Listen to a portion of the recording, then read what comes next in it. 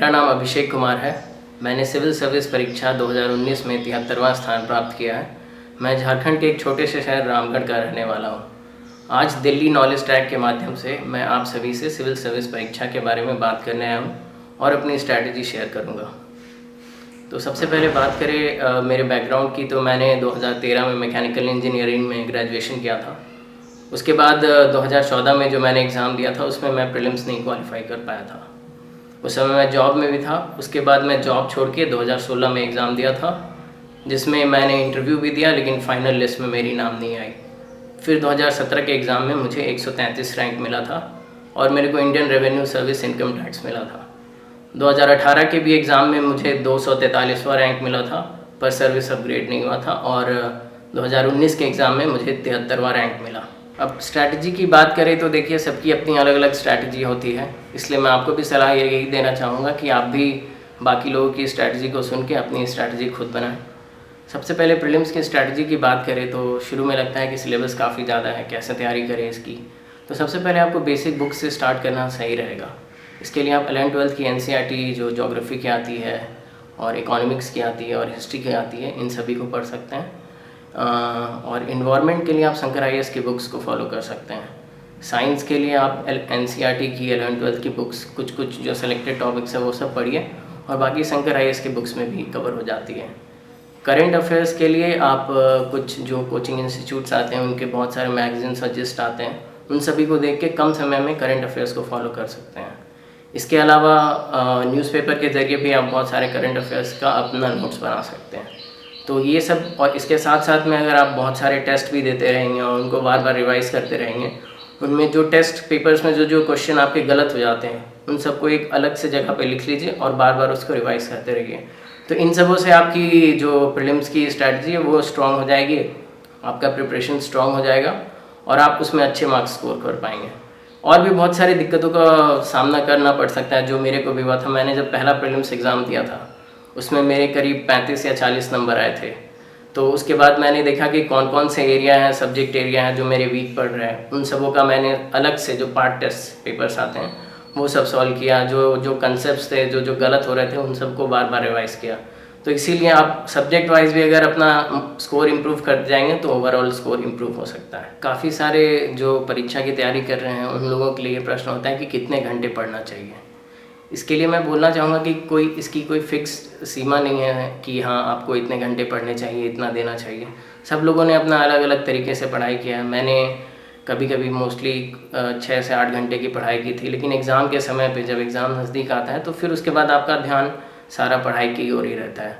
तो इसके लिए कोई एक लिमिटेड कोई नंबर ऑफ़ आवर्स नहीं है। आप पढ़ाई कीजिए, आप थोड़े बहुत अपने रिलैक्स भी कीजिए, थोड़ा बहुत इधर उधर कुछ मूवीज़ देखिए या दोस्तों के साथ थोड़ा बहुत टाइम स्पेंड कीजिए, जिसके कारण आप एग्जॉस्ट ना हो प्रिपरेशन में।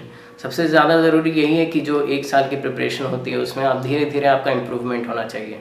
तो पढ़ाई उतना कीजिए जितना आप कर सकते हैं और देखते जाइए कि आपका जो इम्प्रूवमेंट है। जैसे मैंने आपके से बात की सेल्फ इवैल्यूएशन के बारे में, तो आप देखते जाइए कि आपके मार्क्स इंप्रूव कर रहे हैं कि नहीं जो आप टेस्ट दे रहे हैं, तो उसके अनुसार आपको जो मेहनत करना पड़े उसके लिए फिर आप कीजिए। इसके साथ मैं ये भी बात करना चाहूँगा कि परिवार और जो आपके दोस्त लोग होते हैं उन सब का भी काफ़ी रोल होता है इस प्रिपरेशन में। मेरे साथ में कुछ दोस्त लोग थे, जो मैं रहता था दिल्ली में शादीपुर में, वहाँ पे तो मैं दोस्त लोगों के साथ टॉपिक्स डिस्कस करता था। मैंने एक वाइट बोर्ड ले लिया था, उस पर मैं बहुत सारे आइडियाज़ को ब्रेनस्टॉर्म करता था। ऐसे हो गया या फिर कोई क्वेश्चन हो गया तो उन लोगों के साथ डिस्कस करने से बहुत सारे आइडियाज़ आते थे और सब एक दूसरे से सीखते थे। तो इनसे काफ़ी फ़ायदा होता था मेरे को। और फैमिली की तरफ से भी हमेशा सपोर्ट रहने के कारण कि तुम तैयारी करो, कोई दिक्कत नहीं है। तो इन सबों से हमेशा मैं रिलैक्स रहता था कि हाँ कोई प्रेशर नहीं है। तो ये बहुत एक ज़रूरी होता है आपको अच्छे से प्रिपरेशन करने के लिए। इसके साथ मैं और भी बात करना चाहूँगा, जैसे आप बहुत सारे टेस्ट देते हो तो उन सभी में अगर आपके मार्क्स कम आते हैं, तो मैंने भी जब पहला मेंस का एग्ज़ाम दिया था तो उसमें मेरे काफ़ी कम मार्क्स आए थे। मैं 10 ही क्वेश्चन कर पाया था 3 घंटे में और मेरे को करीब 30-35 मार्क्स मिले थे उसमें। लेकिन फिर मैंने सोचा कि जैसे बोलते हैं ना कि असफलता एक चुनौती है, स्वीकार करो, हिम्मत मत हारो, देखो, सीखो और उसके बाद उस पर अमल करो।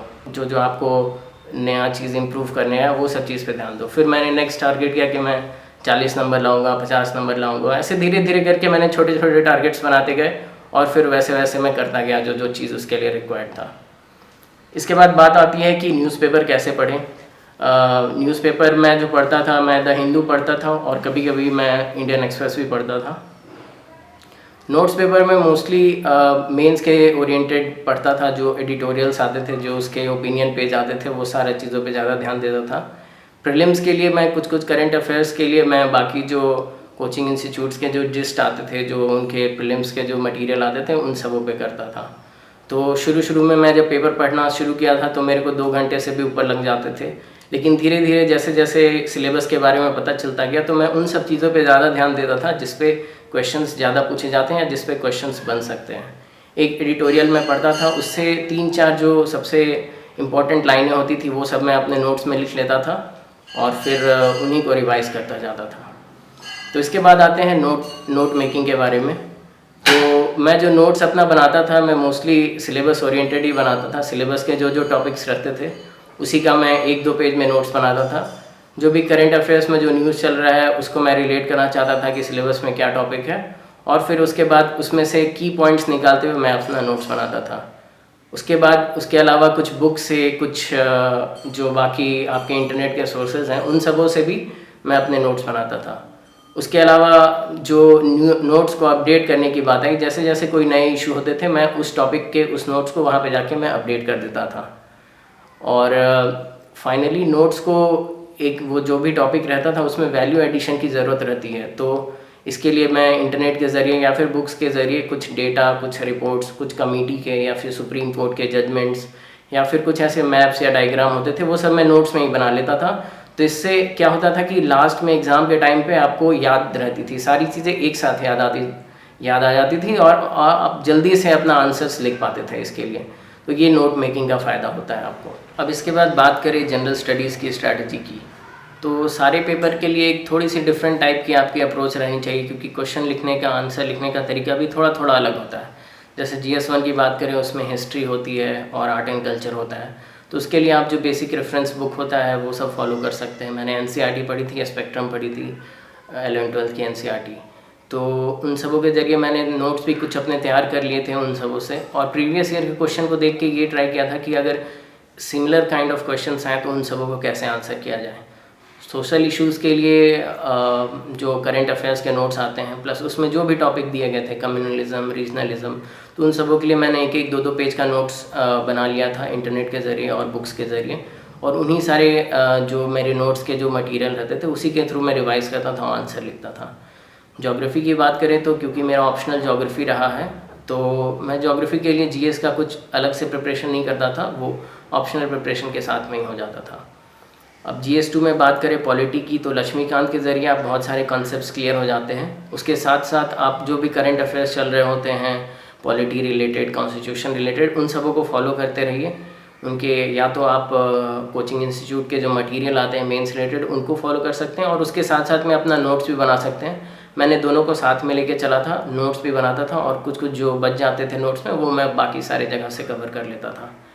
इंटरनेशनल रिलेशंस की बात करें तो उसमें आंसर्स लिखने के लिए आपको जो करंट अफेयर्स जितने भी होते हैं, जो कोचिंग मटेरियल आते हैं, उन सबों को फॉलो करके आपको जो जो 2 देशों के बीच में नया हुआ है वो सब चीज़ के बारे में फॉलो करें। और ध्यान रखें कि जितने भी क्वेश्चंस आते हैं जो आपके पॉइंट्स दिए हुए हैं सिलेबस में, उन सबों को ध्यान में रखते हुए तैयारी करें। नहीं तो हम काफ़ी सारा क्या करते हैं कि भारत और 2 देशों के बीच में जो जो संबंध चल रहे हैं उसी के ऊपर में ज़्यादा फोकस करते हैं। उसके अलावा और भी जो क्वेश्चंस हैं, कुछ जो इंटरनेशनल ऑर्गेनाइजेशंस हैं उन सब पे क्वेश्चन आते हैं, कोई पॉलिसी पे क्वेश्चन आते हैं, तो उन सबों को भी ध्यान में रखना चाहिए। अब GS3 में आके इकॉनमी की बात करते हैं, तो इकॉनमी एक ऐसा सब्जेक्ट है जिसमें आपको काफ़ी सारा वैल्यू एडिशन भी यूज़ करना पड़ता है। मैंने बुक्स पढ़ के बेसिक अंडरस्टैंडिंग ले ली थी सारी टॉपिक्स की, बुक्स या फिर अपने नोट्स के थ्रू। फिर मैंने नोट्स में अपना ऐसा बनाया था कि बहुत सारे डेटा और जो भी करस्पॉन्डिंग टू द सिलेबस में जो जो टॉपिक्स दिए हुए हैं उसके डेटा, उसके कुछ इकोनॉमिक सर्वे से कुछ जो इंपॉर्टेंट पॉइंट्स होते हैं वो, उसके अलावा कुछ अगर डायग्राम है जैसे एग्रीकल्चर में मैप्स हो गया, तो ये सारी चीज़ें आप अपने नोट्स में बना सकते हो और फाइनली इसको आंसर राइटिंग में भी यूज़ कर सकते हो। उसके अलावा इन्वायरमेंट, डिज़ास्टर मैनेजमेंट और सिक्योरिटी की बात करें तो ये सब काफ़ी ऑब्जेक्टिव टॉपिक्स हैं। इन सबों के लिए आप या तो कोई मेंस 365 का मटेरियल आता है, या फिर और भी कोई जो कोचिंग इंस्टीट्यूट्स के मटेरियल आ सकते हैं, उनको फॉलो करके एक जगह पे काफ़ी सारा मटेरियल आप देख सकते हैं। मैंने अपनी तैयारी जो पिछले कुछ सालों में की थी, तो मैंने अपने नोट्स खुद के बना लिए थे, और मैं जो भी नई चीज़ें आती थी मैं उसी में अपडेट करता जाता था। और GS4 का बात करें, जो कि जिसके लिए काफ़ी सारे एस्पिरेंट्स कंफ्यूज रहते हैं कि इन सब का प्रिपरेशन कैसे करना है, तो सबसे पहले इसके लिए ज़रूरी है कि आप सिलेबस को पढ़ें और उनमें जो जो टर्म्स लिखे हुए हैं उन सब के डेफिनेशंस पे, उन सब के क्या मतलब होते हैं, वो सब चीज़ पे ज़्यादा फोकस करें। एक बार जब आपको वो समझ में आ गया, तो मैंने उसके लिए क्या किया कि अपना नोट्स बना लिया था टॉपिक वाइज, और उसमें मैं काफ़ी सारे एग्जांपल्स लिखता था, या तो पर्सनल लाइफ से, या तो प्रोफेशनल लाइफ से, कोई स्पोर्ट्स पर्सन से, या हिस्टोरिकल एग्जांपल। और उसके साथ साथ मैं जो भी GS4 के टॉपिक होते थे उन सबको इंटरलिंक करके लिख सकते हो। आप इमोशनल इंटेलिजेंस को अपने पब्लिक सर्विस वैल्यू के साथ कई जगह इंटरलिंक कर सकते हो, तो इससे आपके जो आंसर्स है उसमें कई सारे डायमेंशन आएंगे, कई सारे आयाम आएंगे इसके आंसर्स में। और उसके अलावा केस स्टडी के लिए भी अगर आप जो बेसिक कुछ अपना आप वो पैटर्न बना लीजिए कि आप किस तरह से केस स्टडी को डील करेंगे। आपको अगर इस तरह से पूछा गया है, जैसे अगर ऑप्शंस देने के लिए पूछा गया है, तो आप ऑप्शंस देखेंगे, फिर उसके बाद में उसका प्रोज एंड कॉन्स करेंगे। या फिर कुछ क्वेश्चंस ऐसे आते हैं जो कि जिसमें आपको पॉलिसी बनाने के बारे में बोला गया है, तो आप इस तरह के क्वेश्चंस को अगर प्रैक्टिस कर लोगे तो वहाँ पे आपको नया नहीं लगेगा। और हमेशा GS4 के केस स्टडी के आंसर्स लिखते समय ये भी ध्यान देना पड़ेगा आपको कि GS के जो थियोरेटिकल पार्ट के आंसर है वो सारे टर्म्स को यूज़ करने का ट्राई कीजिए, तो उनसे आपको मार्क्स में इम्प्रूवमेंट मिल सकता है। तो GS की स्ट्रेटजी बताने के बाद मैं आपसे थोड़ी सी आंसर राइटिंग भी डिस्कस करना चाहूँगा। तो आंसर राइटिंग में मैं जनरली क्वेश्चंस जो होते थे उसको ध्यान से पढ़ के सबसे पहले कीवर्ड्स आइडेंटिफाई कर लेता था, और फिर उसके बाद सबसे शुरुआत में इंट्रोडक्शन से करता था, जिसमें कोई जो डेटा या फिर कोई रिपोर्ट या कोई फैक्ट या जो उस क्वेश्चन का कंटेक्स्ट है उनके बारे में लिखता था। फिर उसके बाद पहली हेडिंग मैं कीवर्ड्स को यूज़ करते हुए डालता था जो पहले पार्ट को आंसर करती है। उसके बाद मैं 5-6 पॉइंट लिखता था और उन सबों को सब्सटैंशिएट करता था कोई डेटा या एग्जांपल से जो मैंने नोट्स में लिखे हुए हैं। यहाँ पे मेरे नोट्स मेरे को काफ़ी यूज़फुल लगते थे, क्योंकि मैं डायरेक्टली मेरा ध्यान वहीं पे जाता था जो मैंने नोट्स बनाए हैं, और जो पॉइंट्स मेरे को याद आते जाते थे तुरंत मैं उनको लिखता जाता था।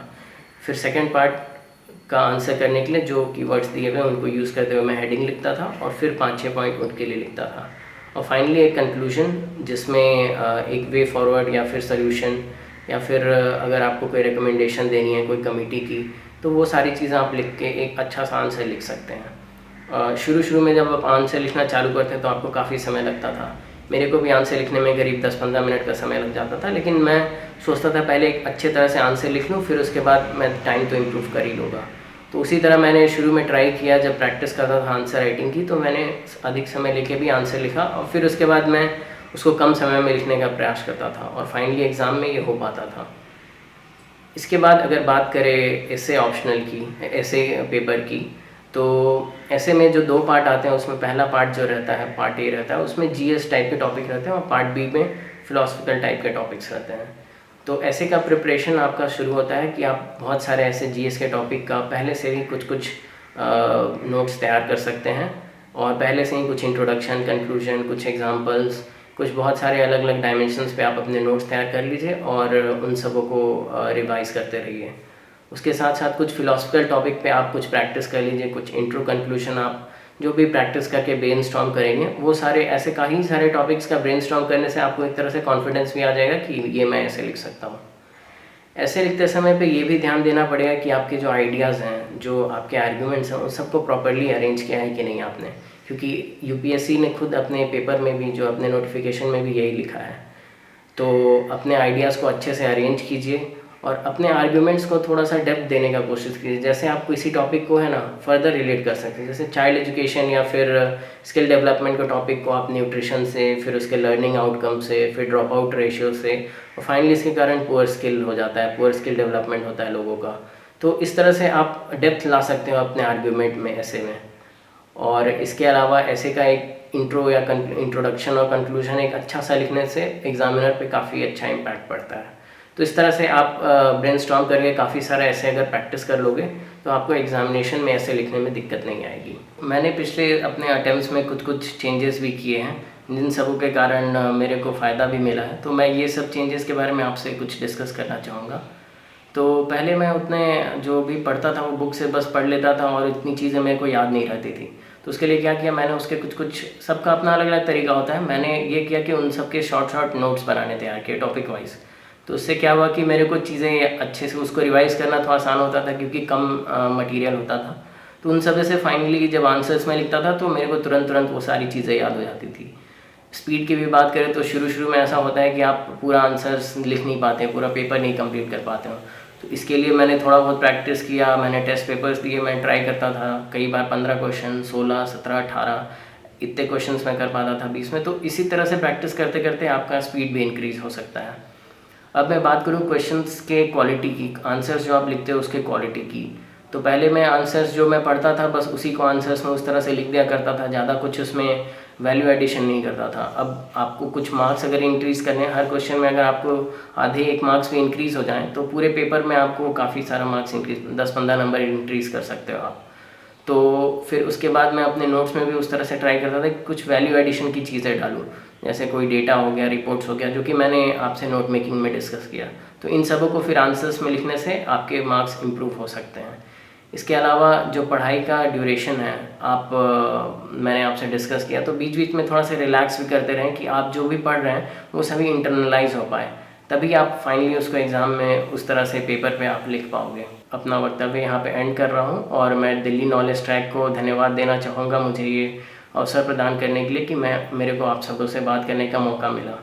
मैं अंत में यही बोलना चाहूँगा कि देखिए ये एग्ज़ाम टफ़ है, लेकिन इसमें लक की भी काफ़ी ज़रूरत पड़ती है, लेकिन परिश्रम के अलावा और कोई दूसरा उपाय नहीं है इस एग्ज़ाम में। जितना आप परिश्रम करेंगे, जितना आप ईमानदारी से परिश्रम करोगे, उतनी ही आपको लक की कम ज़रूरत पड़ेगी। आप सभी आपके परिवार, अपने दोस्तों का सहायता, अपने सहायक का, अपने अध्यापक का सहायता लेते हुए परिश्रम करते जाइए, अंत में आपको सफलता ज़रूर मिलेगी। तो मैं अंत करना चाहूँगा सोहनलाल द्विवेदी की 2 पंक्तियों से कि लहरों से डरकर नौका पार नहीं होती, कोशिश करने वालों की कभी हार नहीं होती। धन्यवाद।